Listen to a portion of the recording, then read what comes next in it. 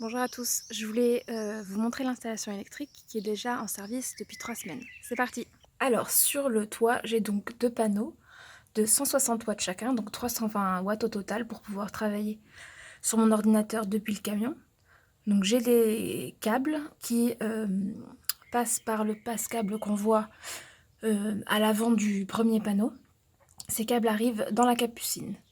Et ensuite, ils passent par le plancher de la capucine pour arriver dans l'habitacle conducteur. Je vais vous montrer ça. Donc voilà les câbles des panneaux qui arrivent dans l'habitacle côté conducteur.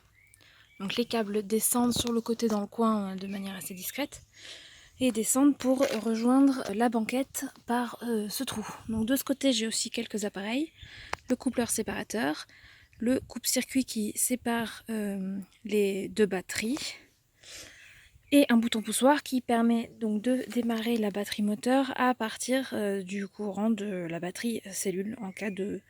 Enfin, si ma batterie tombe à plat pour raison X ou Y. Donc ensuite, dans la banquette, derrière ce trou, je vous montre.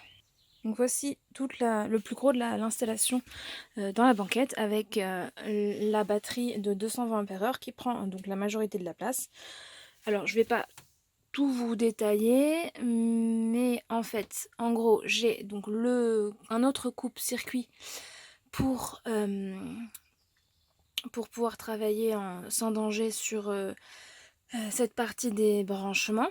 Ensuite, j'ai ici les prises 230 et un commutateur 3 positions. Donc ce commutateur me permet de choisir la source de l'alimentation des prises. Donc si je le mets sur la position 1, le courant vient des panneaux solaires, donc via le convertisseur. Et si je mets la position sur 2, eh bien, je reçois le courant à partir du secteur via ma prise de quai qui est derrière le lambris.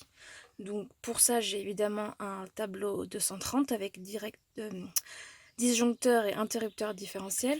J'ai aussi le câble pour la masse qui est relié au châssis du véhicule dessous. Donc j'ai aussi divers fusibles, j'ai les barrettes de connexion pour les câbles moins et les câbles plus. Donc ça c'est les câbles pour le 230.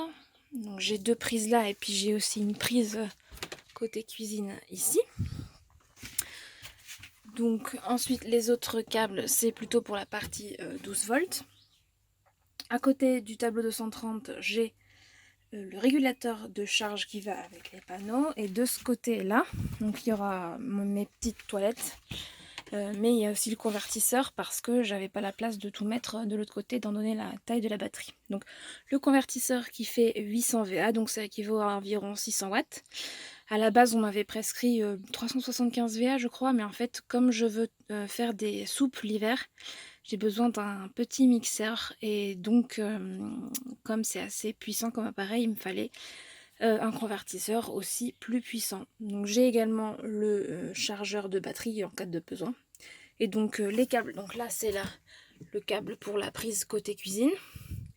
Et là j'ai les câbles pour la partie 12 volts. Donc on voit la prise 12 volts ici pour la glacière qui est en bas du placard. Et donc ces câbles remontent le long du placard. Hop. Et voilà, donc là on a le porte-fusible 12 volts et les différents consommateurs dont les câbles arrivent ici. Donc j'ai le voltmètre, la prise 12 volts, deux prises USB à côté. J'ai donc deux liseuses, une de chaque côté de la banquette, les mêmes. J'ai une réglette LED orientable pour la cuisine.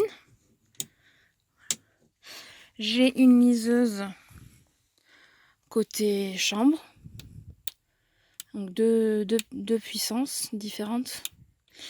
J'ai quoi d'autre? J'ai... non, mais c'est tout. Ah si, j'ai le ventilateur. Donc le ventilateur qui est intégré au lanterneau, donc je peux faire soit rentrer l'air, soit faire sortir l'air. Donc là, si j'appuie, si ça marche, voilà. Donc là, l'air rentre, et si j'appuie de l'autre côté, ça va changer de sens, voilà. Et donc, l'air va se mettre à sortir.